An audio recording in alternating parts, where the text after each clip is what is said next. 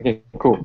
So, to be fair, I've never taken an accounting subject before because I think these things are things that one is able to self-learn through other resources. But if I'm not mistaken, assets equals to liability and equity, right? Yeah, yeah. Yeah. So, so okay. So I think I've actually used the wrong color in talking about this subject. So, when you look at the firm as an entirety, this whole thing really represents the assets of the firm, and assets is split into two parts as well. Something that you don't really want to see to take a huge portion in the firm will be liability, and anything else we call it equity. So when you're an investor and you look at a firm, when you look at a firm, you look at its people, you look at its machinery, you look at its business. So we are not talking about the cash flow or anything, but just the very basic, sort of like a physical and more intangible things that are in the company. Uh, so yeah, so let's say you are buying a 1% stake in this firm. It doesn't really mean that okay, let me just straighten the speech here. Okay, so if you're a stockholder, it's quite different from your, I should say that the level of control you get in these companies is quite different from a bondholder. Okay, so bondholder versus shareholders, and just using the pie on the right, I think you understand how are the differences between a bondholder and shareholder. So basically, a shareholder, um, yeah. So basically, a shareholder, we are just buying a piece of control of this, a piece of a piece of claim on the future profits of this company. And a bondholder is quite different. He's like a person who is willing to take on the risk and act like a bank and borrow money to the company to use it in whatever investing activities that they want to do. And as such, bondholder will receive normally uh, a fixed payment. A fixed payment, maybe every year they get about 5% annually, and they'll get a final payment once the bond expires. Yeah, and a shareholder is quite different. If the company the way a shareholder can gain from investment is from the dividend and the capital gain. And these things, if you notice, right, so dividend is subjected to the management's whim. The dividend comes from profits that these firms earn, and whatever. So the firm has two decisions. They can either reinvest it into their machine, maybe they want to upgrade it, or maybe they just want to replace the wear and tear portion. Then you become retained earnings instead of dividends. But if, however, if they think that it is more, it is better that they just give back the shareholders um, a percentage of the profit, then it becomes then as a shareholder you get dividend. And afterwards, the capital gain only comes back when you sell the only comes out when you sell back this this piece of control that you have purchased in a previous date. And that's basically how the market works in Malaysia, because there's no options of shorting a firm, which is to achieve capital gain as well, but hoping that the value of the company falls. So yeah, I think the most major thing that you should get out from this slide is that whenever you are looking at a company, you are really looking at a very huge pie, and this pie is basically what we call assets, and it contains liability and equity. And that will actually be the basis of our valuations afterwards.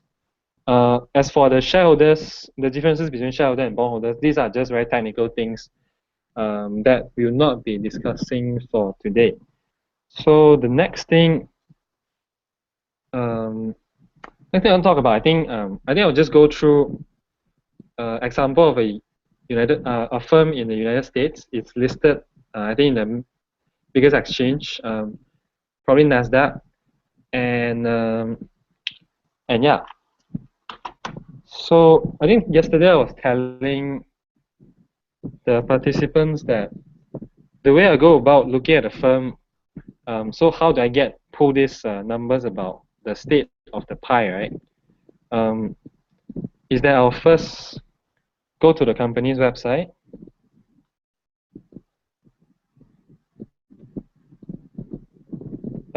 And just take a look at what's the company's profile, what do they do, and secondly, I'll go to the annual report.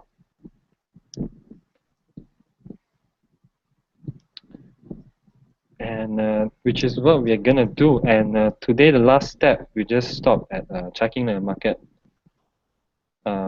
capitalization, which is a benchmark for you to evaluate whether versus your estimate, and see estimates based on 1 and 2, and see whether this particular company is overvalued, fair value, or undervalued. And so yeah, but before I move on, I think I'll just take a short time to ask a question. Are all of you comfortable with accounting numbers? Or do some of you have no experience?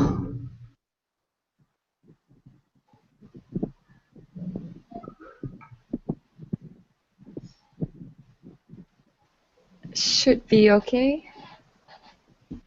I'm okay. Okay. Same. All right. So okay. If you have any questions throughout the session, feel free to ask. So that'd be good, because I don't want anybody to. What I'm trying to say is that we can afford to spend more time to clarify the principles of accounting, since this is quite a compressed discussion. So, all right, but let's look at this company that we're going to look at today. So it's called the Richardson Electronics. If you want, you can go to its website on your browser as well. So Richardson Electronics, its short form is RELL, and if you go to the website, you can basically learn what it does. So okay, so I think for the first firm that we are going through, I'm just gonna help you go through it. But the second time, we go through the Malaysian firm's website. In the second example, I'm gonna give you 5 minutes to just basically do what I did here, to explain to me what that company does. So yeah, Richardson Electronics basically, I think. All right. So okay, the reason I go to the company's actual website, firstly, is that it provides you the most accurate description of what this firm does. You don't rely on secondary sources, but instead, from these things are written by people in the company, and usually from the amount of effort that this company puts into maintaining its website, putting together its documents on investor relations, actually really tells you what the culture of this company is. And obviously, Richardson Electronics is probably worth 100 million USD, and they're not gonna be very slack on this. But you sometimes see very poorly made Malaysian websites. So probably the next one, I don't know.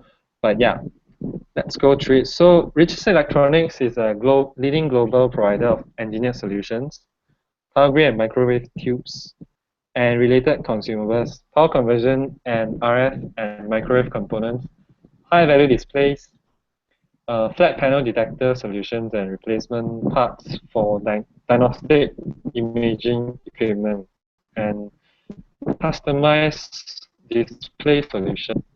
So for someone who's not, I think this looks pretty much like a jumbo up sentence, but I think the least that you can take out from it is that it's an electronics firm. It um, it puts quite a lot of emphasis on manufacturing of tubes, grids, and microwave components. So that should be the first impression of you about this company, about its setting, and yeah, and there's actually more descriptions about how each department is exactly operating. For example, when they talk about the power of microwave technologies, there's actually uh, yeah, there's actually three main parts. We are not really sure about the portion of revenue each of these segments bring in, but we'll go through it afterwards. So, and secondly, this is more easy to understand. Richardson Healthcare, basically, they are just supplying uh, imaging apparatus to hospitals, and you can probably imagine that these are quite a high margin business.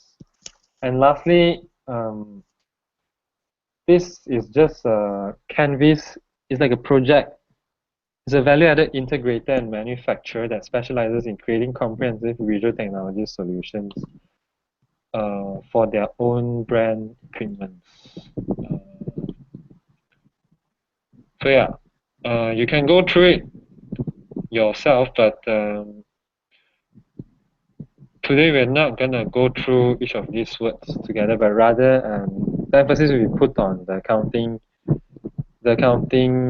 documents. So yeah, keep in mind that Richardson Electronic has three departments.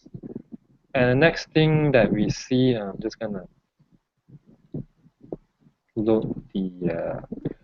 So the second thing that I'll go through, as I've said, is the profile of the company and also who's behind the firm. So I actually find out that Arthur Richardson is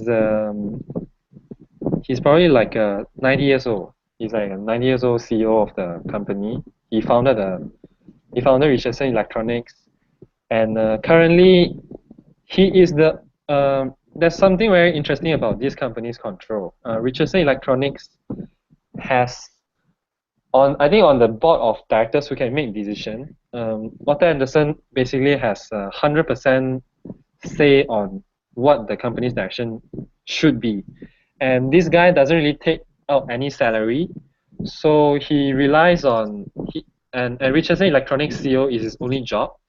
So you can imagine that if he doesn't pays out any dividend from this company, he has basically no earnings throughout the whole year. And understanding that how this company operates, I think in a rather peculiar way as well, really helps you think about what is going to happen in the future. You know, let's say if Arthur Richardson dies, or maybe he's gonna sell the business off once he just feels like he's done doing the business. So understanding the management behind, I think adds another layer to the analysis. But yeah, so the next thing that we're gonna look at is annual reports. So like I said, when you look at a firm, you look at its assets, equity, and liability, right? So let's try to pull out the latest financial documents that they have. So usually in any firms, any global firms, they are located any listed on the website on a listed company, they are required to include like this kind of tab where the where the any documents concerning investors are located. So here you actually find financials and filings, and so yes. And in the United States, a 10K form is an annual report. A 10Q form is a quarter report. So each year they produces 3 quarter report, and yeah, the fourth quarter is not out yet. We've actually downloaded the third quarter one, so you can see it here. Yeah, basically, this is how a typical quarter report from a US listed company looks like. And as we go down, this is the index, this is the table of content. So as I've told the people yesterday as well, the first thing that I would usually look at is balance sheet, and instead of the cash flow or the losses. Okay, yeah. So Richardson Electronics basically making losses. That's why it doesn't say income here, but loss. So it's on just the third page, and yeah. Okay, so you can see that for Richardson Electronics, okay, it has very clear layout of assets, separated into current assets and non-current assets, and the same term runs through the liability part as well. So current liability, non-current liabilities, and basically current assets probably means, not sure the exact terms, but readily assets that can be readily converted into cash within the next 12 months, right? So assets that are convertible to cash, right? So, and anything that doesn't fall into the category is shown in the non-current assets, and you see things like property, plant, and things like goodwill. Goodwill is basically just so I think more often than not, this is just like a very peculiar accounting items that is meant to reconcile any differences between the assets and this part. But yeah, and in terms of investments as well, it has a current and non-current categorization. Probably this sort of investment is like a fixed deposit where you are forced to deposit and not take out the money for the next maybe 3 years. And the investment, this is probably a shorter term one. So on the current assets, you see things like cash and cash equivalents. A cash equivalent is probably like a government bond. Yeah. And accounts receivables is just like an IOU issued to another party. It's like even though I've sold you maybe an item, but I don't necessarily collect the money from you if I think that you couldn't pay today, but I can afford to meet you again next week and recollect the payment. So it doesn't count as cash or inventories, but it takes a separate item on its own. But yeah, I think for the purpose of our discussion, the most important things that you should see in these two parts is really just cash and cash equivalents and recognizing goodwill and intangible assets. And for liabilities, basically, it's just whatever claims that other parties has on you. So if you check back to this pie, right?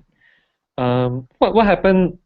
So what happens if someday remember that Arthur Richardson is here, and what if somebody actually buys up the entire Richardson Electronics from Arthur Richardson and decides to tear the company apart, tear the company apart and resell whatever it's worth in this pie,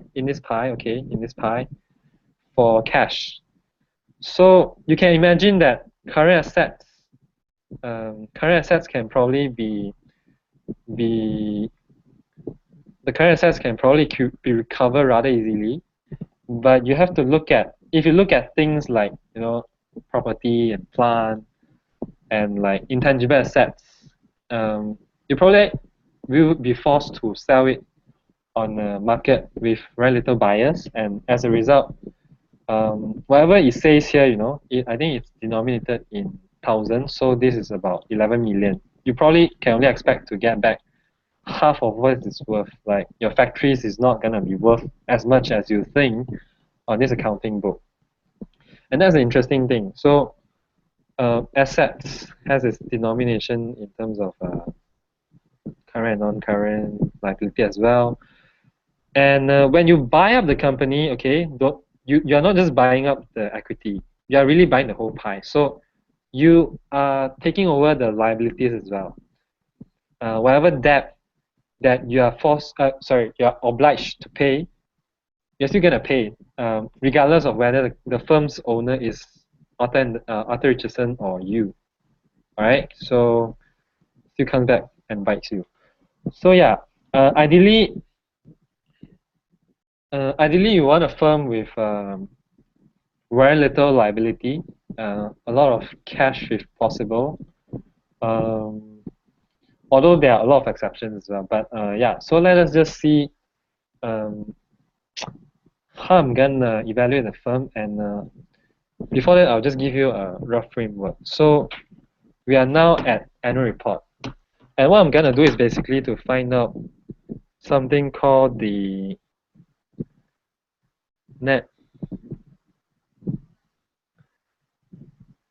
Okay, so sorry, yeah, I'll just use a new one. Maybe I'll just type, yeah.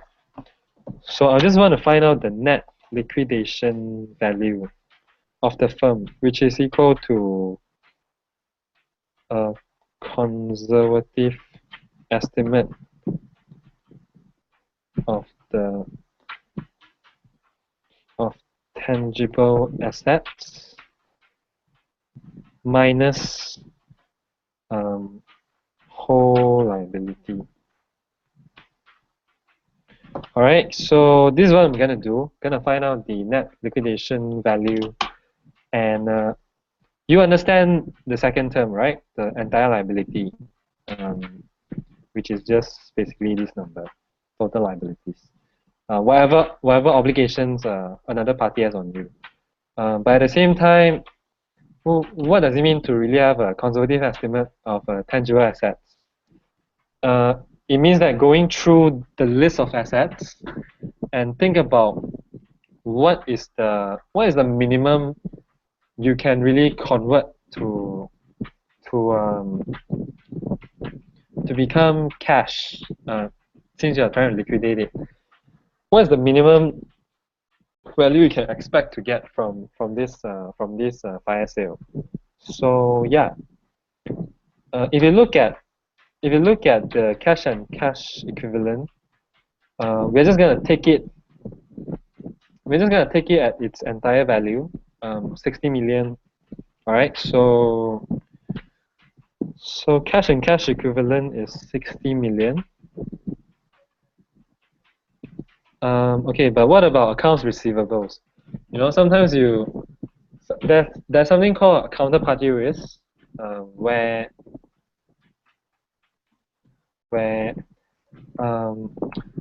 so let's say I sell something to Jiaheng, right? But he doesn't necessarily can pay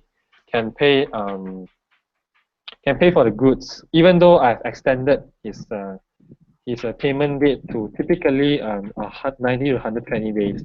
I think there was a news recently, maybe yesterday on Sinchu, talking about how a lot of hardware stores, right, hardware retailers in Malaysia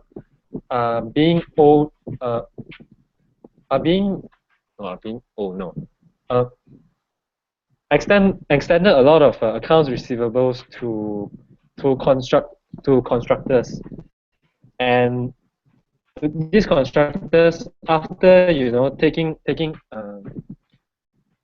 buying up the equipment, for example, like the piling machine or like nails and screws, they never pay back the money to the hardware retailers, and as a result, you can probably imagine that the hardware retailers has a very poor balance sheet, in the sense that, or maybe the cash is very low, but they have a really ballooning accounts receivables. The ratio is probably not 3 to 1, but rather 3 to 1, but rather like 3 receivables to 1 cash, that kind of thing. And all in all, yeah, you can see that Richardson Electronics has a pretty consistent accounts receivables. So it means that they are on pretty constant terms with the counterparty, pretty constant terms with who they are doing business with. Yeah, and you can see that there's inventories. So from what you have read from this page, right, you can probably assume that this inventories means, you know, medical imaging equipment that they couldn't sell, maybe like microwave tubes that is still yet to be converted into finished products. And there's also other things like income, prepaid expenses, and blah blah blah, all these things. But these are small items, right? So basically, if you want to be conservative, disregard everything here. Disregard everything below 5 million, I'll say. And if you go to a non-current assets, like I said, it's much easier to sell your medical imaging equipment than to sell than to look for a buyer for your property and your plants, right? And your big equipment. And so they probably deserve an even lower value to be put on it. And the next two items, goodwill and intangible assets, are normally things that fluctuate quite a lot. So you can see that suddenly, within a span of a year, 6 million goodwill has popped up, and the intangible assets has ballooned. But as I've said, the assets are intangible. Nobody is really there to evaluate, or maybe it's just talking about the value of human capital. You don't really know, and we're gonna disregard this as well.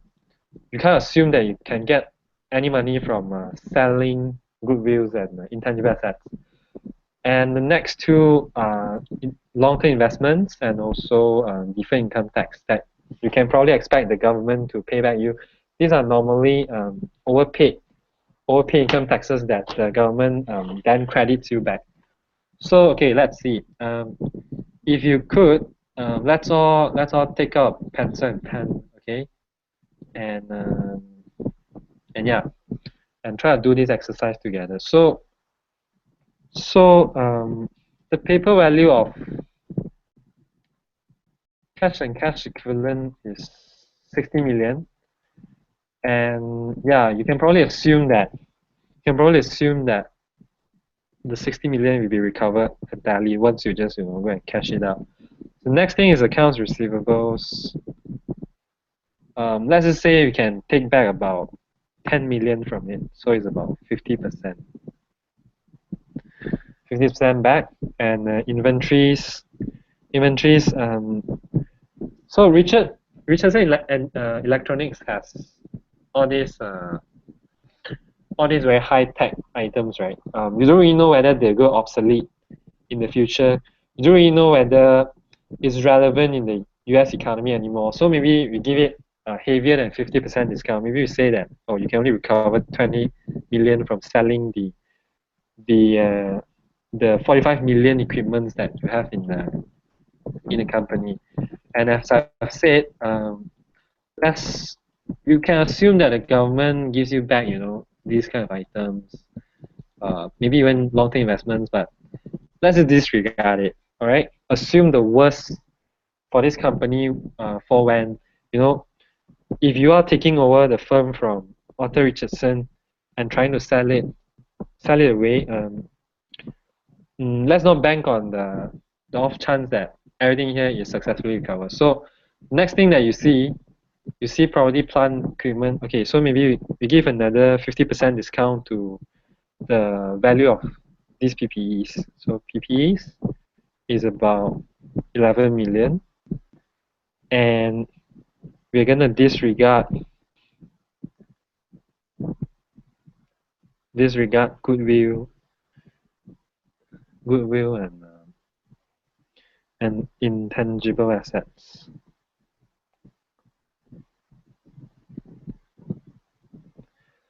And the next thing you see is long-term investments. Okay, so let's just say these items are probably worth another only 50% of what's stated. So maybe 4 million others.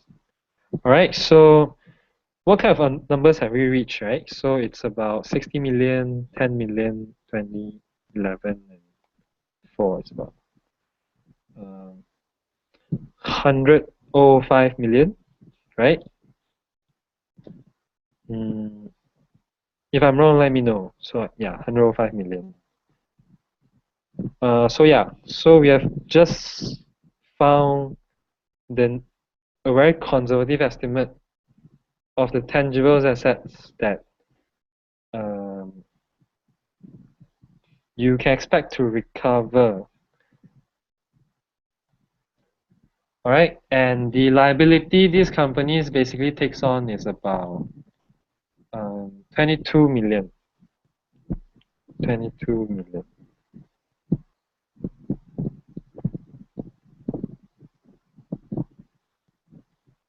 All right, so I think this number reaches to about 83 million. So yeah, there you have it. The net liquidation value is really 83 million. But let's not forget that the return on investment, other than its dividend, is also the capital gain, right?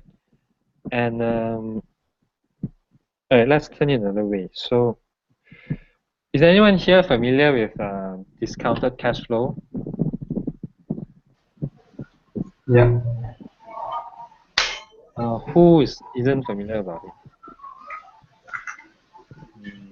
Maybe you can just type N at the side. Oh yeah, raise your hand. I'm sure of that.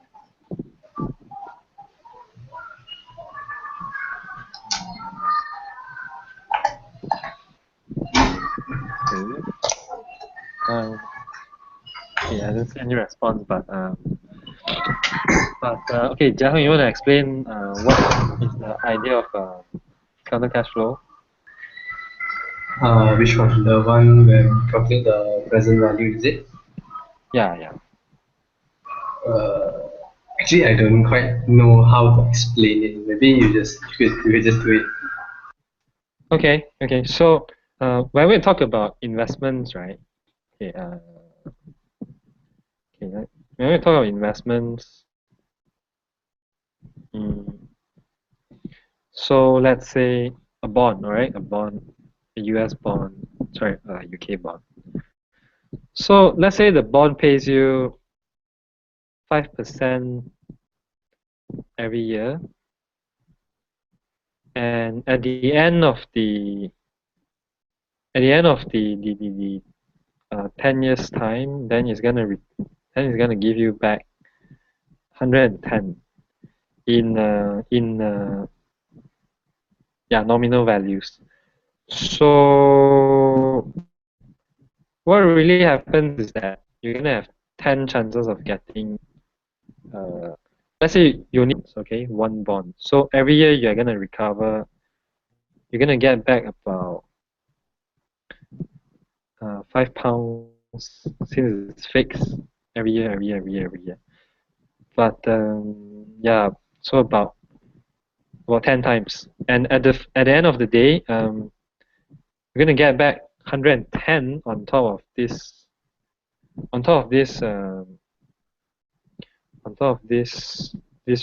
recurring payments. Okay, so but the thing is, you need to think about the thing that you need to think about is that the money in the future isn't worth as much as they are today. Does anybody know why? is that the 100 pounds 10 years down the road is not going to be worth as much as Because of inflation?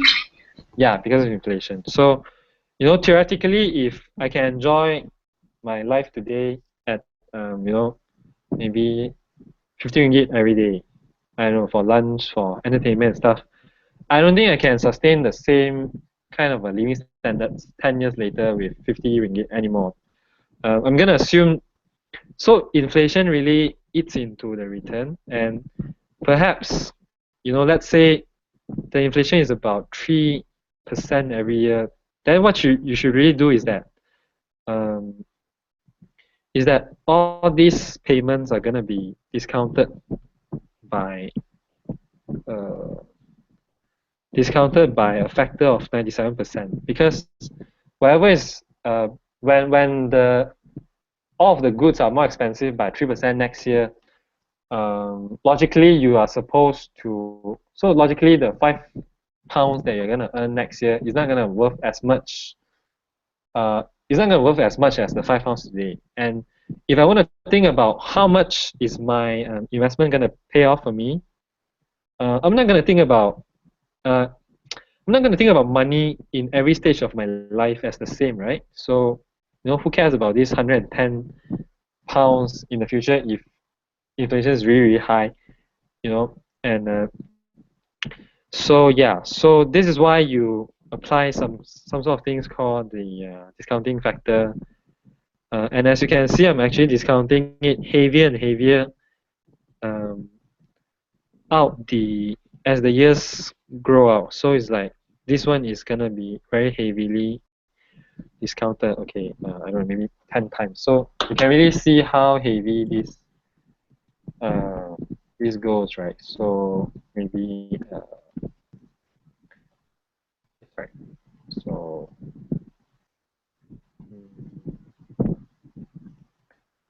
so probably looking at something like this, and you can see that.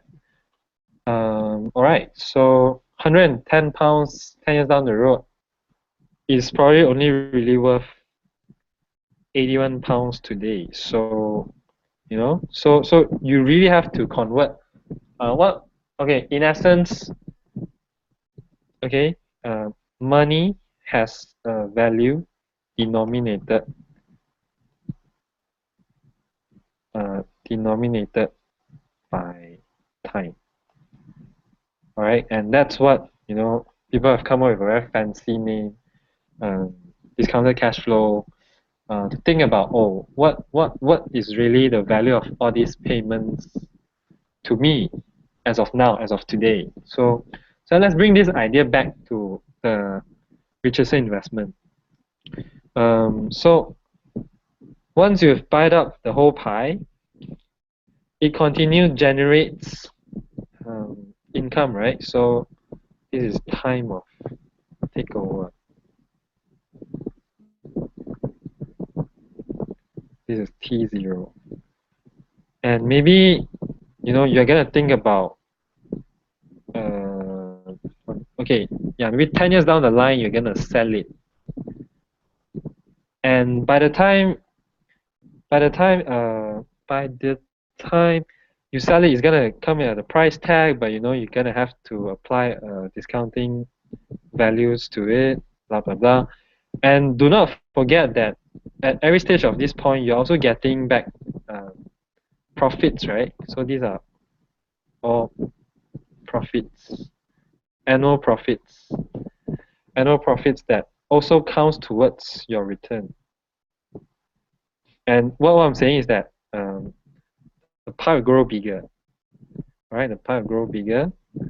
The pie will grow bigger because if you're only having the same set of liability, like just now, what you're essentially looking at is probably, oh, maybe I have additional cash resulting from good operations and good profit. So essentially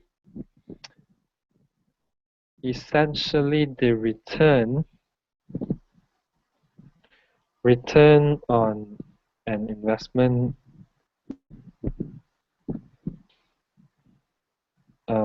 return on investment is the net liquidation in our case, and plus present value of future profits. So net liquidation value was already determined during the analysis on the annual reports, and now we are just gonna need to find out the present value of future profits, right? Because it shouldn't be that. Because it shouldn't be that we are only taking into account what's gonna happen when we sell it, but ignoring what happens throughout these 10 years, whether the pie is gonna shrink or is it gonna be bigger, like I've shown here. So in Richardson Electronics case, okay, let's see. Richardson Electronics case. Again, we are going back to the reports just for a very simple check. Okay, so this is Richardson Electronics performance in the past 3 months. It has been losing about 2 million in operating losses. But the important point is here. So it has made 3 million losses in the last 3 months and 6 million in the last 9 months. So it means that when you're looking at this pie, it has actually shrunk. So okay, Arthur Richardson's pie has actually shrunk, and this is not a freak event, but he has actually lost money for quite long. If I can show you an even simpler graph as a visualization. So okay, just gonna find it. Okay, so yeah, FT.com is quite reliable. Not so reliable, but it's quite convenient in showing you how has the company been performing. So, but just be careful because sometimes these figures are not very accurate. So like what they have said, every year they are consistently registering about 140 million in revenue. To put that into perspective, they've lost 6 million and 7 million in the past 2 years. So yeah, the loss margin is probably below 10 because you are using 7 divided by 140, probably about -5. And negative cash flows, but they are still sitting on a very pretty pile of cash. And we have just gone through the balance sheet, so yeah, there's no chart available. But we have already decided that we're gonna say that the net liquidation value is 83 million. So in the end, when you look at this, right, return on an investment being the liquidation value plus present value of future profits, and looking at these illustrations and what Richardson Electronics has been doing in the past few years. Let's assume the worst. Okay, let's assume that Richardson Electronics never learned from the lesson, and continually register losses of maybe 1-2 million for the next 5 years down the line before Arthur Richardson decides that, okay, screw this, I'm too old, I should just let someone else run this business. I think one of the reasons he hasn't sold off Richardson Electronics is also because it's a family business for him, and his only source of joy, only source of income, and but yeah, his mind might change in the future. So let's just say that if at every point, if you've already determined that in this pie there's about 22 million liabilities and about 105 million assets in conservative estimation. So the entire asset was about, the net liquidation value was about 85 million. But if every year, because of your bad because of your bad operations, you are being beaten by 2 million every year, 2 million every year, 2 million, and eventually you have incurred a 20 million loss in the business. And in the long run, in the long run, the changes in the asset value should tally with the changes in the net income, barring any purchases of all these assets and stuff. So maybe you just take away another 20 million, and you see that. Um, so if you're not clear, well, what I just did. So basically, you have all known how 85 comes from, and 20 is just like a estimation of what we think is going to happen to Richard Anderson. Maybe like let's say the next 5 years, Richard Anderson, the next 10 years, you continue to lose like 1-2 million every year, just continue bleeding. And whatever Arthur Richardson does, he can't turn the situation around. Then I think he'll decide to sell it on to another person so that they can run the business better, or saw more potential than Arthur did. So we have finally to this net liquidation value, which is about mm, 63 million, right? So yep, 63 million. Okay, so let's just pause here for a moment. All right. So if I tell you that the return on investment is 63 million, right? Okay. How much will you be offering Arthur Anderson to buy out his company? Okay, so think about it for a minute. We'll talk about it in 2106. Think about it for a minute. How much would you offer Arthur Anderson for Richardson Electronics after going through, after we have gone through his assets and stuff? And at the end of this minute, please write down your answers on the paper, and we're going to compare together.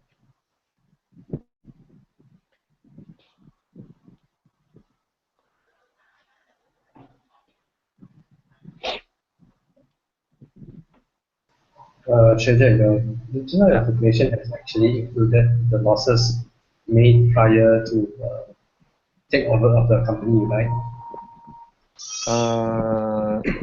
You were assuming that in 10 years' time, you'll make 2 million loss. And then at that time, you assume that it will be sold away, hence you calculate 63 million as the net realization value. Am I right? Yeah, basically you can do a lot of things to the company, but what I'm just assuming is that, let's say, let's say you buy over the company from Arthur Anderson, and you let it run 10 years down the line as well, and if you bleed 2 million every year, would you, knowing that, how much would you still offer? Yeah, I think let's just set it that way. Not because obviously there's a lot of things you can do with the company. For example, like you can just immediately sell it tomorrow. Yeah. But let's just say that we keep this company alive for the next 10 years.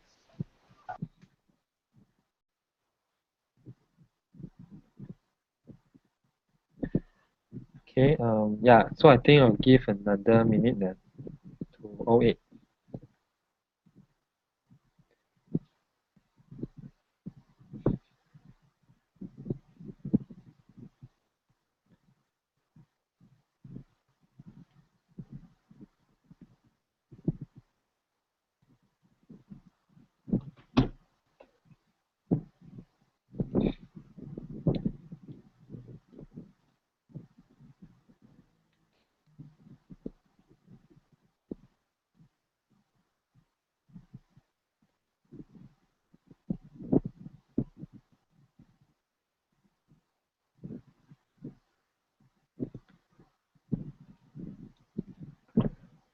Okay, please get ready with your answers. Okay, pens down, everyone.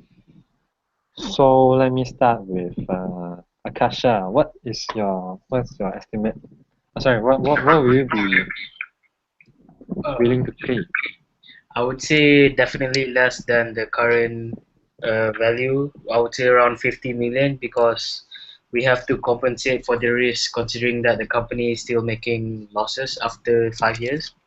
That's what I would think. Okay, Eugene. Uh, I'm pretty much going with the same train of thought as Akasha, but I Okay, think 40. 40. Okay. Was it the answer that you had on your paper? Yeah. Okay, cool. So, Jahan, what's your number? Roughly 48 million. Okay, Julie. I would actually pay 60. 60. Okay. Leslie. I would actually pay 60 also. 50. Okay. Uh, just taking a gamble on how the actually spell. Is it correct? It's double S, double S. And That's one double N. S. Yeah. Again. Yeah. Okay, Thanks. yeah. And Li Hui.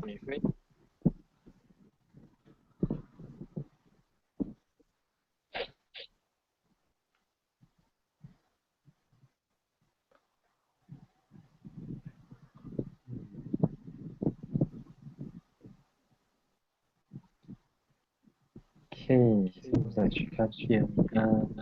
Oh, Brian.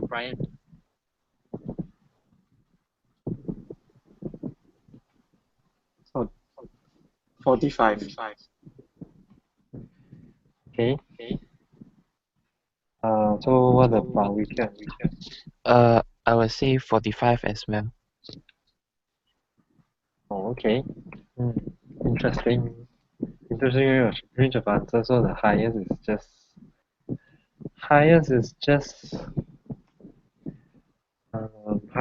just 60 from Julie, right? So Julie, why do you pick the answer? Because I thought that I don't need a lot. I don't need to earn a lot from it. But I thought that if I don't offer at least that price, based on current assets, the way they value their company and the way we have valued the company is different. I think that if I go below 60, they wouldn't even consider selling it to me. I don't know. Okay, good point. So what about the lowest is Eugene's? So again, how exactly do you arrive to 40? Actually, I was just thinking it's better to miss out on a good deal than to make a bad deal. So being conservative is better, lah, I feel. Okay, yeah. Alright. So it's quite interesting because when I do this when my teacher did this during our summer school, our answers range around from 120 to I don't know 400 million, I think. Oh, Sorry, I'm not sure whether 400 was possible. Oh, sorry, no. Yeah, maybe 120, 110. Somebody maybe said 60, but I think that was the lowest. I think probably it's because I already show you how to go about the numbers, but again, we don't have the time to actually let you go through the numbers and arrive to your own conclusion before I discuss. But yeah, I think all of these answers are good because you have offered, you are willing only to give to even lower than what you think it is actually worth at. And the thing about buying stocks, right? Like Julie said, she was quite worried that if she offers it at below 60 million, the company won't even bother looking at the company. Looking at the offer. But being a small time investor, you need to understand that your purchase doesn't move the company price, the stock price by a lot, because the liquidity, however low it is probably enough to fulfill your order, your buy. There's gonna be someone on the other side of the market willing to sell to you. So yeah, right. So yeah, just a small buyer, and there's gonna be a sufficient selling to satisfy order. And the second thing, I think is very important as well. So Warren Buffett doesn't really care whether when he purchases a company, he doesn't really care whether no, I think he would treat every purchase, however small it is, as a purchase on the entire firm. So he'll do what we just did. He doesn't think about what's his share, but he thinks about what the company is valued as a whole, and whether he'll be interested to buy up a larger share than his order is actually at, or maybe even the whole company, that kind of thing. So and yeah, usually if you look at company takeovers, right, the offer price is definitely gonna exceed. So if someone is actually walking up to Arthur Richardson and trying to say that, oh, I'm gonna buy this pie, I'm very sure that the final valuation that these two parties will come up to is probably very much worth maybe about another 20% more than the equity that you see here. Maybe to 180 million, yeah, that kind of price. So it's very different from what you would have offered, but precisely it's because you're not like a fund manager who is under the pressure of pursuing very big positions in small companies, and that's why that's actually an advantage of small-time investors. That as I've said, the market can sometimes act very irrationally and offers you this company stock at a ridiculously low price, and that should actually be viewed as an opportunity. So let us check the market capitalization of the firm. I think it has appreciated a lot since my teacher looked at it during the summer school in June. Yeah, let's check it. So yeah, we're just gonna look at the share price and the market cap. Sorry, this is not the right company. Yeah. So yeah, so this firm is worth 73 million now, guys. So still quite far off from your number, but you should be amazed by how if you believe that what we have done is correct, which I think all of you seem to follow, this company is really being priced at its very, very low end, because essentially it means that if somebody can go and convince Arthur Richardson to don't even think about trying to save this company from its abysmal performances, it's actually already worth more simply liquidating the entire assets, right? So and you are looking at a 10% or maybe 20, right? Because yeah, maybe about 15% gap between your valuation and the market price that it has been trading at. So so yeah, like I said, the third thing that I see, that I look at on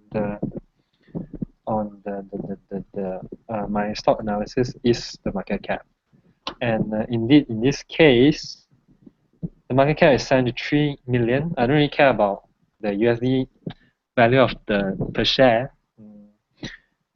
And yeah, let's look at the 5 years performances, alright? So you can see that since it has achieved a high in 5 years back, alright, 14 USD, and it has just very consistently fell until post July, yeah, like a revival. So it's probably about 30% appreciation. But actually, during the summer school, we all had a discussion on whether we want to start a fund and invest in certain US stocks. And Richardson Electronics was the only stock that we have discussed. it was the stock that my teacher recommended us going over. And I think it's quite amazing how very timely, in these 3 months, its value has appreciated by this much, which by its own, I think we can see it as a correction. Because I've actually the Precision Electronics status in 2013. So if you look at it, if you look at that number,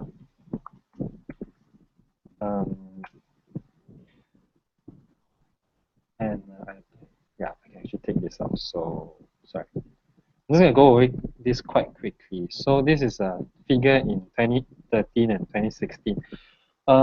Basically, the numbers didn't really, okay, it changed quite a lot, to be frank, because you can see that the cash has dropped. It has increased and then it has fell steadily over the years, presumably because of this the losses that have been running. It was quite crazy, right? So yeah, so the equity has already shrunk from 200 million to about 133 million in the span of 4 years. And looking at the equity sides, not very sure. Probably has fell though, because earlier we know that the entire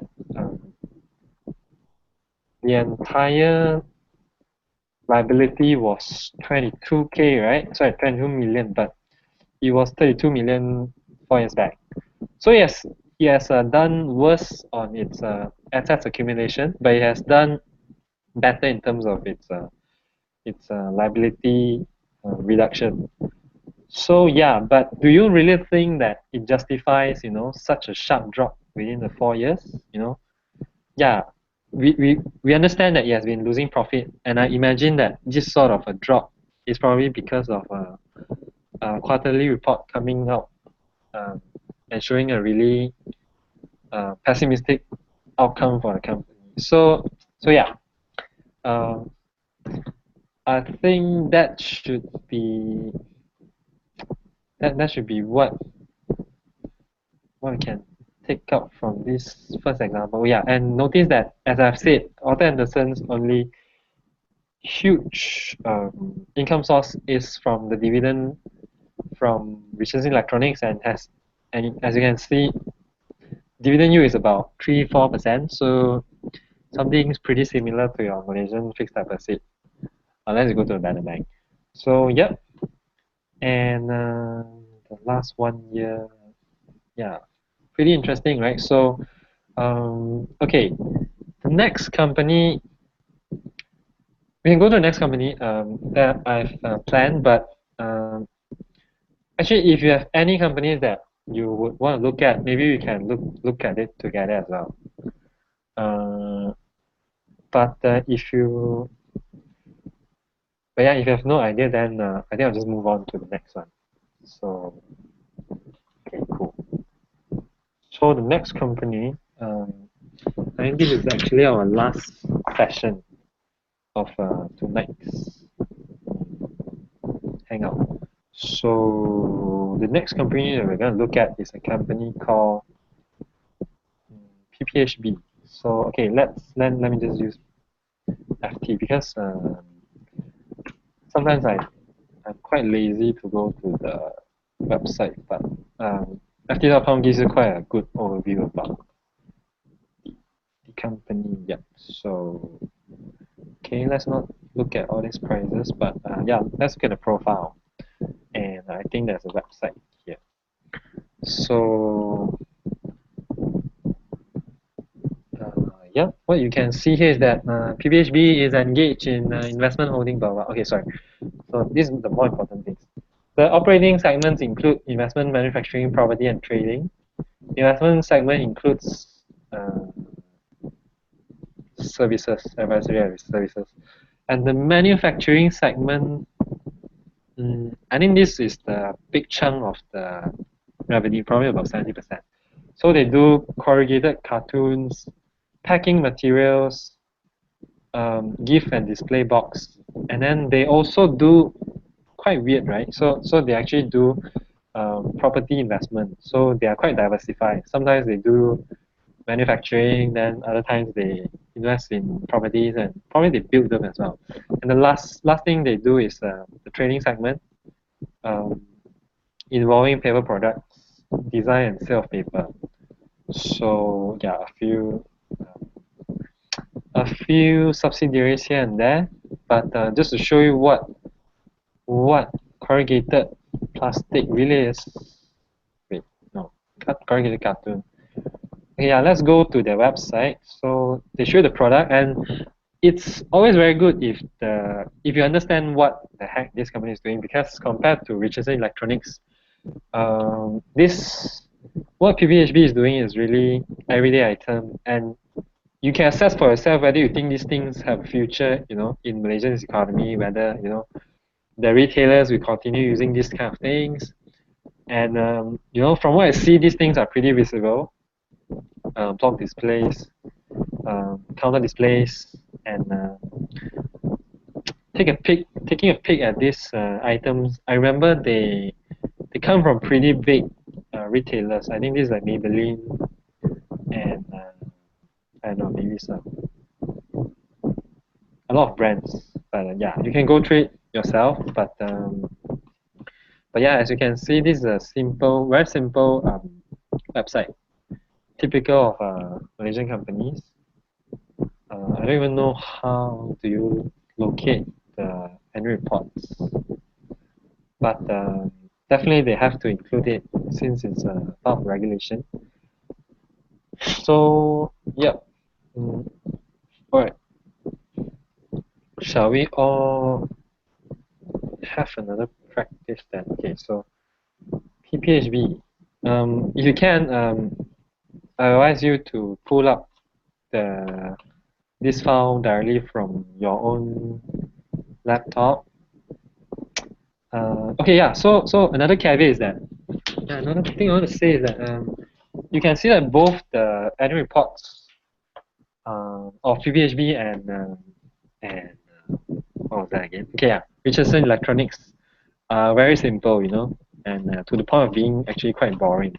But I think it's actually good that these firms are not spending unnecessary money on just presenting you solid numbers, and I actually prefer to look at annual report with less distractions. Like some bigger ones, billion-dollar companies, they tend to beautify the annual reports and try to just show you the good numbers and stuff. But yeah, these are pretty how to say, down to earth annual reports. So as you can see in the list of directors, actually we missed this from the previous analysis. But yeah, you can see that this is run by the Koy family.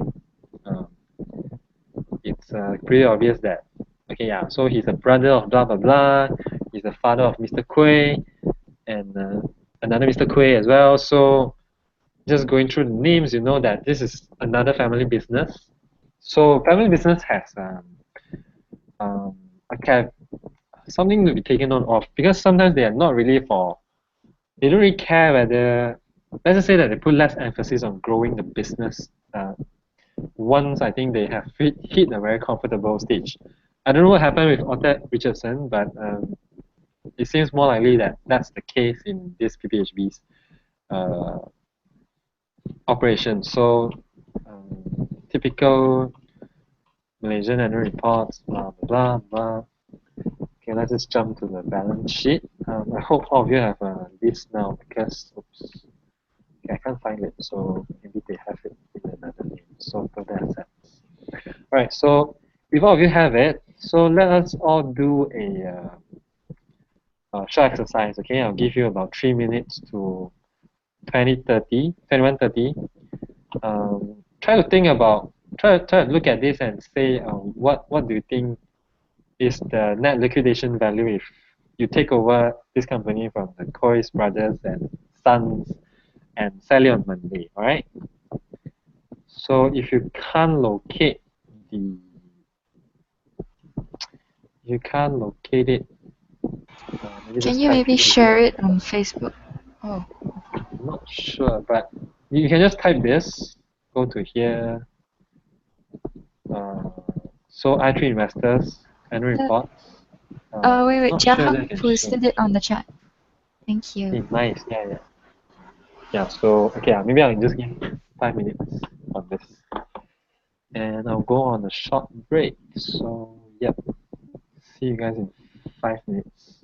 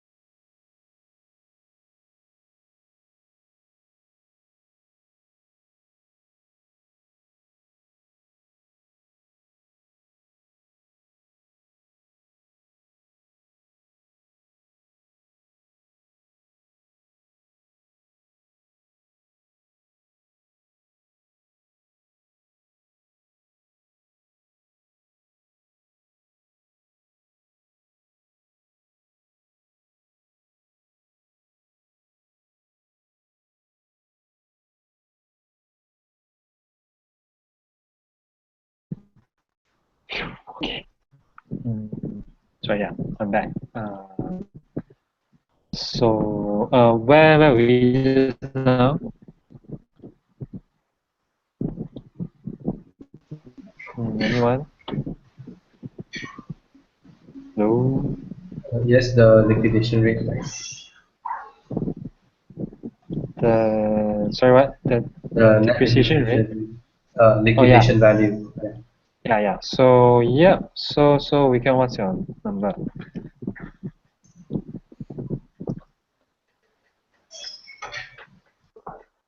Hmm. Okay, then I guess we just jump to Brian first.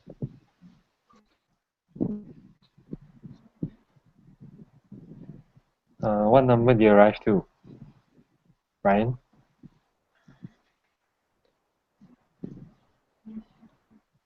Okay. I don't know why, but no one Hello, seems to hello, be. Yeah. Hello. Yeah. Yeah. Yeah. hello. I can hear This you. is this is Pei Kyung.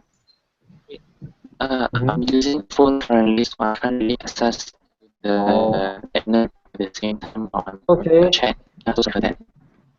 Okay. So what about all of us just type the figures if you can into the group chat?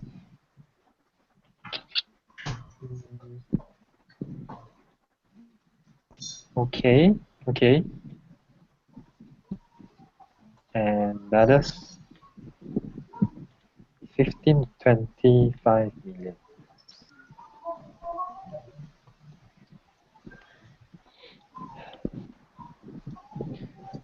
All right. Thanks, Julie. Eugene, Akasha, Jaslyn, Mei Hui, or Brian. I'm trying to look for the chat button. Wait, If you have it, just shout it out. Yeah.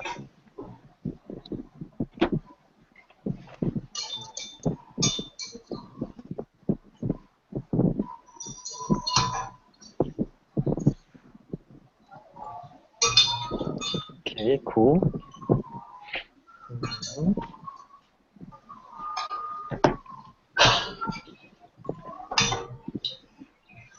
All right, so I think I'll just take these three numbers and use them. So okay, I'm sharing back the screen again.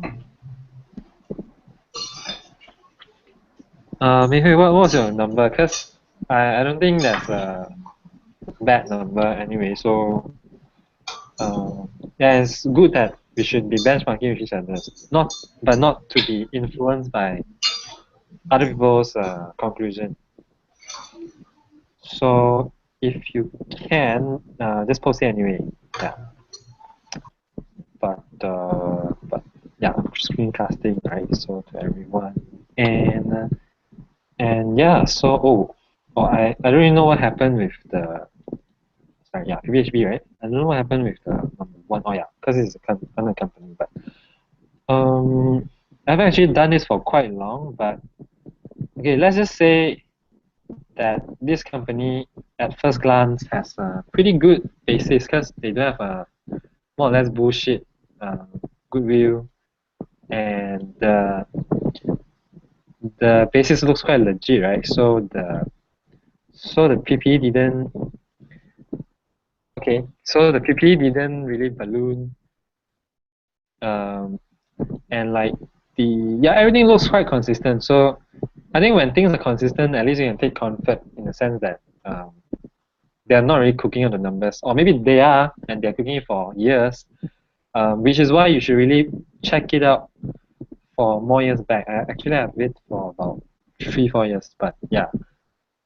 Okay, so maybe a quick glance, you say that the PPE itself, since they're doing plastics, um, I think there's about 130 here, and maybe I can expect it to recover about 60 million from it, and maybe another 16 million of cash. That makes it Treasure, 76. What? Yeah. why is it group and company? Uh, I'm not very sure again, because I don't do accounting, but I think the group is probably what is listed, I guess. If somebody has a better explanation, please help. Because but normally what I'll look at as, I think company is just a smaller denomination, and the group is a more relevant one. So yeah, but does anyone want to help me out? No? Okay, never mind. So yeah, alright, so I think I was at 76 here, maybe another 50 million, maybe another 30 here, so 50 and another 30, maybe it's about 45.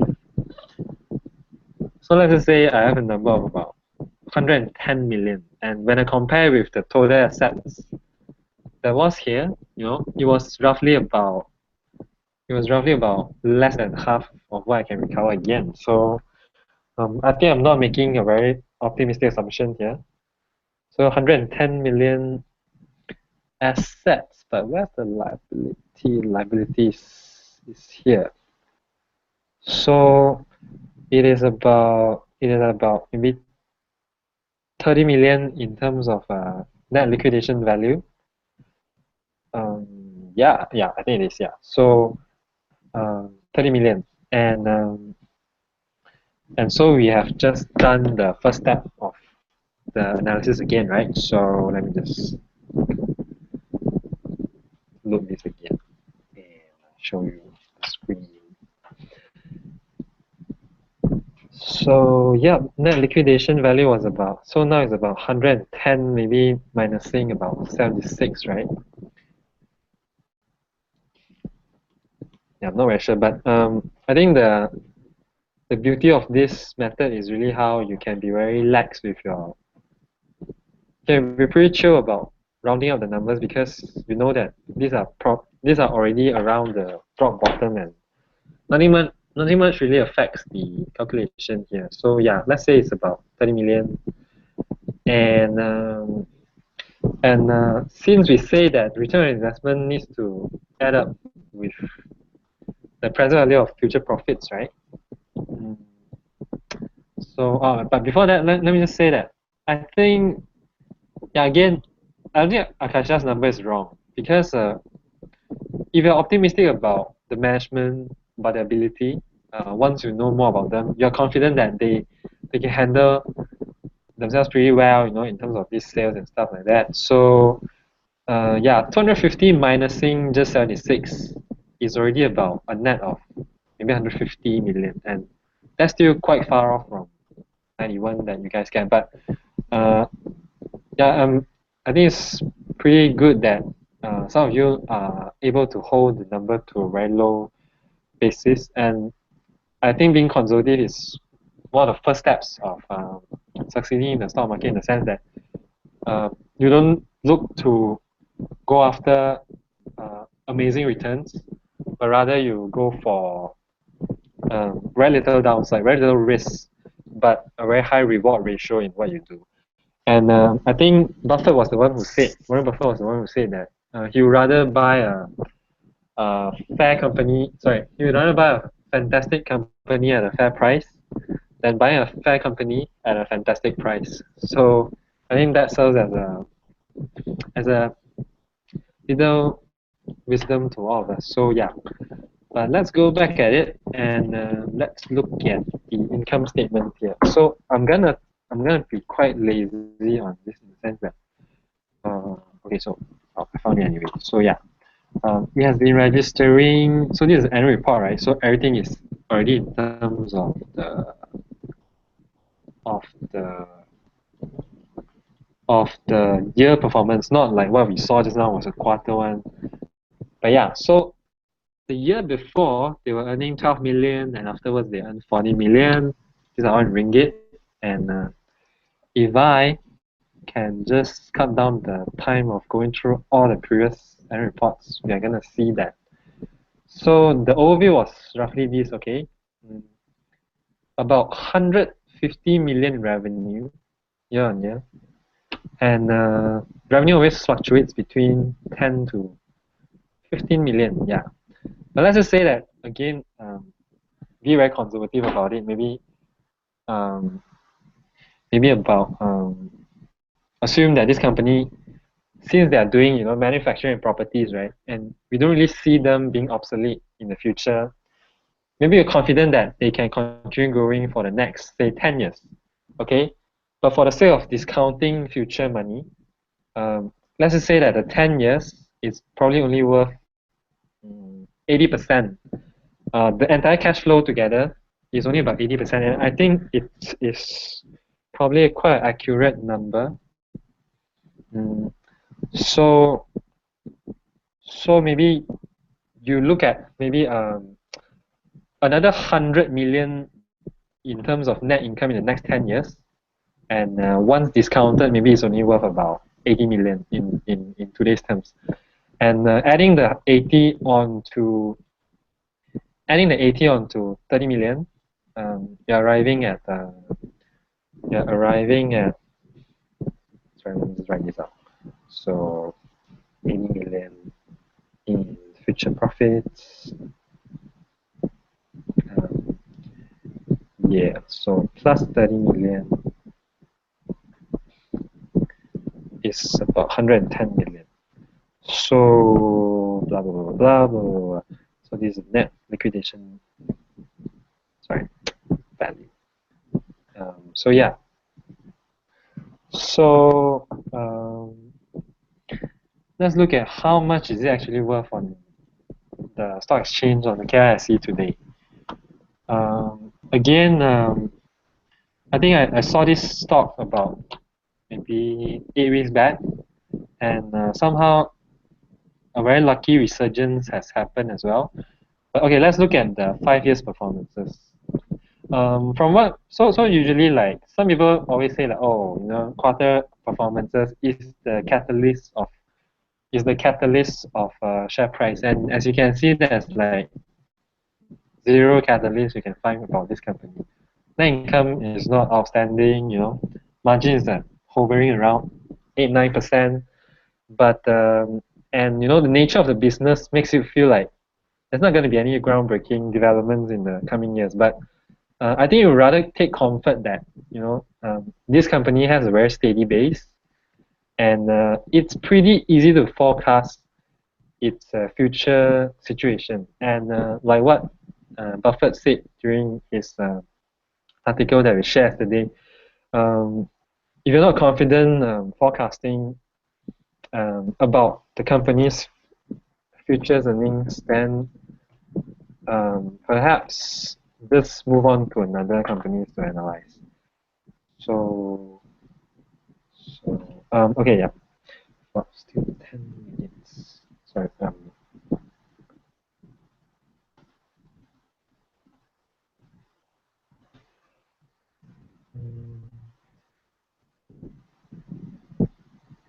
Okay, never mind. Oh yeah, it's here. But yeah. So for the past 5 years, you can see that there's very little catalyst, but the market somehow seems to be supporting its price, reaching a high of 1.10. And okay, let's check out the market capitalization. It's actually valued at 109 million today. So unlike the Richardson's case, I think there's very little. I think there's pretty little leeway to go about this stock. Like, knowing that, I think it's not a bad thing that we actually come to a number that's very close to 109, and it probably means that whenever there's a price dip, it represents an opportunity with very little downsides, with very little risk to fall on you, and yeah, the volume is small, and the price to earning ratio is quite low. So yeah, I mean, you can always make investing in PPHB a stronger case by being more optimistic in your estimates.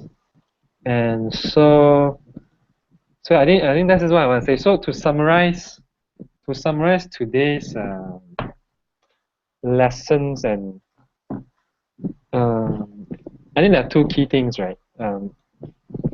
If anything, So look for companies with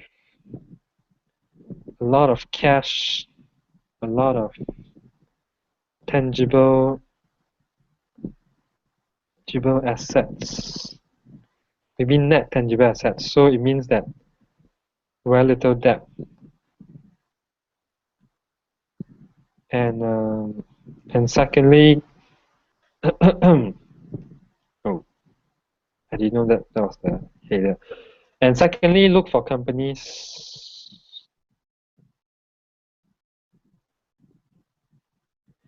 with low price to earnings ratio. So either one of them helps you reach the final estimates more favorably, right? Because the first rule means that you're gonna meet a higher net liquidation value. The second rule means that you're gonna meet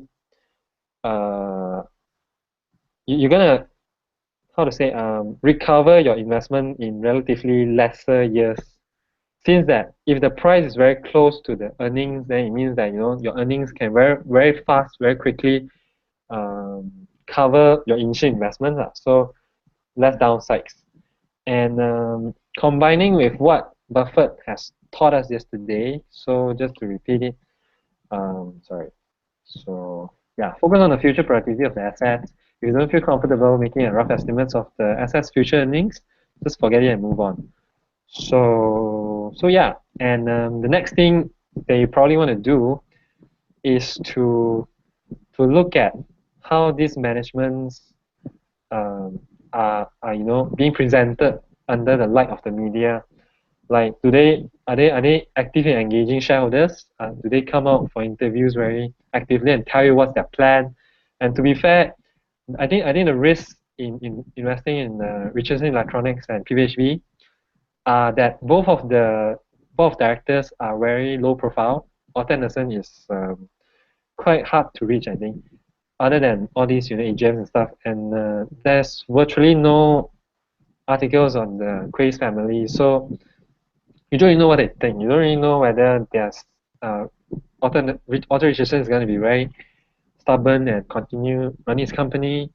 I think my summer school program, they did try to reach out to Richardson last year. During the analyst call, they actually dial from the UK into the US office and try to participate in the Q&A session, and they asked a few questions about the future plans. And I think Richardson was just talking about trying to buy more equipment and improve its efficiencies and stuff. So I think once you know that your numbers are right, once you know that the managements are in good hands, that's pretty much winning most of the battles in choosing a stock. And just to end this, I think I'll just share with you a pretty interesting website called isaham.my, and they have a screener, which is where I initially found PPHB. And ever since I find it, I think it was trading at about 85 cents, and yes, climbed through about 20% to 1 ringgit. But again, because Malaysia is very small, so there's very little opportunities for you to spot firms like this. I think there's the net current asset value screener. So so PPHB is still here, and the other two firms are I think firms that are running losses, like Richardson Electronics. So PPHB is really pretty rare. I really think that the market is just acting pretty irrational in ignoring its value, and probably will realize in the future. So its PE is only 7.7.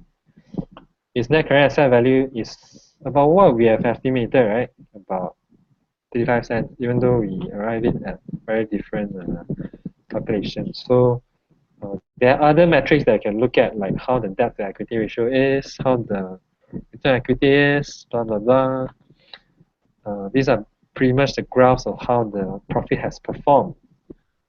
And as you can see, the other two companies are having excellent PE, but and crazy net current asset value as well, but probably they are not they're having a very erratic earnings trend doesn't really inspire a lot of confidence and this as well. So, but yeah, if you feel free to take a look and yeah. So before I end, so as a wrap up, I just want to say the reason I'm doing this session, I think, is just because everything what I've went through was very impactful on my principles in terms of looking at all these companies, and I think it'd be fun to share with you guys. I don't really look at you all as students, but rather partners, friends who we can all learn from each other, and yeah, I hope that we can all keep in touch in the future, and you guys can also contribute back to the R&B Hub by being more active. Maybe if you have any companies you want to analyze, yeah, feel free to hit me up. So yeah, I think if I have nothing else to say, so I think we can move on to Q&A now. Any questions? Yeah, for the PE value, right? It is true that if there's a low PE value, that means for in a few years time, then you can break even from your purchase of the stock. But sometimes I've heard that averagely high PE value, like maybe 10 to 15, is quite optimistic in terms that because if you are not paying dividends as the earnings, then you might be investing your retained earnings into capital projects, and might generate more profit. So how does that justify? So wait, but earnings hasn't reflect whether it's reinvested or being given out as dividend, right? It's just a performance of a certain period. So I think what you mean is looking at the cash flow, right? True. So whether they, like in PBHB case, they are very stingy. They don't give any dividends. So yeah, I guess we can assume that they have plowed everything back to buying the PPEs. Actually, it doesn't look like it as well, but yeah, investing active. Oh yeah, they've actually no. Yeah, they've actually bought out about 5.8 million worth of machineries in the previous year. Yeah, so based on earning only about 10 million and plowing back 6 million back to it, it's quite a huge investment. But yeah, any other questions?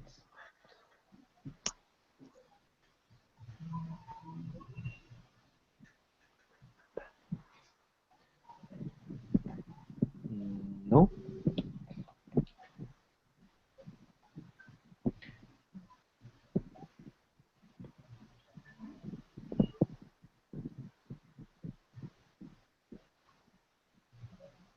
Okay, no, right? So yeah, but one more thing, I realized that some of you might be still blur. So I think it'd be good that each of you just share like what do you think you have learned throughout today, or maybe throughout the 2 days.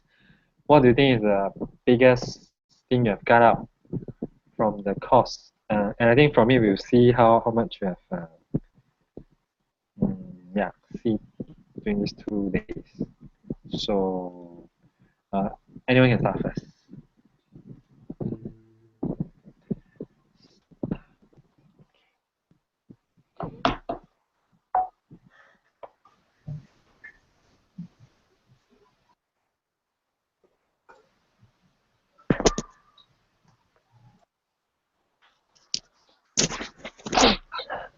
Okay, I think I'll go first. So I think that it was very useful in the sense that we learned how to analyze financial statements, and it's very good in terms of doing your research on a company. I think that technical analysis is not enough, and sometimes you need to conduct these sort of valuations on companies as well. So yeah, I think it's very helpful, especially to someone who studies economics and has quite little accounting background like myself. Yeah, so thanks, Treasure. Okay. Okay. Thanks. Any other takeaways? For me, I like I like your insights on Buffett because I know he's like I know he's great and all, but I've never actually like take time to get to know him as a person or why he became what he became. And I like how you dig deeper into the company more than just the figures. Like looking at their family history, or in Buffett's letter, looking at evaluating the relation of that, how do I say, that asset against its Mm-hmm. surroundings and how it affects the world or how the world affects it. For me, I think that's my biggest takeaway. Yeah. Okay, cool. Like for me as well, I support what Julie has said. Like it is indeed it is important to look at the figures from the balance sheet and so on. But the biggest thing of it, I think, is the services that the company provide and how the management is doing in the company itself. Because if the management is not doing well, the company will not do well as well. Okay, so that's one of it, and like what Julie has said, the impact of uh, Warren Buffett towards our life, because indeed we have heard of Warren Buffett as a really great investor, but we just take it for granted and not studying it like how did he venture out to be such a successful investor. Yeah, and I think we should take time to look about it and maybe study him and learn his ways. Mm-hmm. Okay. So, okay, Akasha, I think you can be the next. So we are just talking about what are our takeaways from today's session.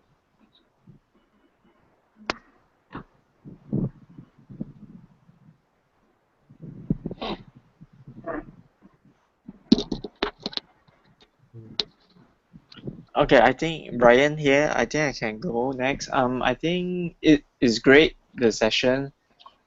On the first day, you talk about the psychology and what's the thinking. I mean, how a individual investor should think, because we are not like investing a Mm-hmm. huge amount of money. So it's good to think that you're like a business person and trying to acquire a small portion of it, like through the article. It's great read. It's a good read.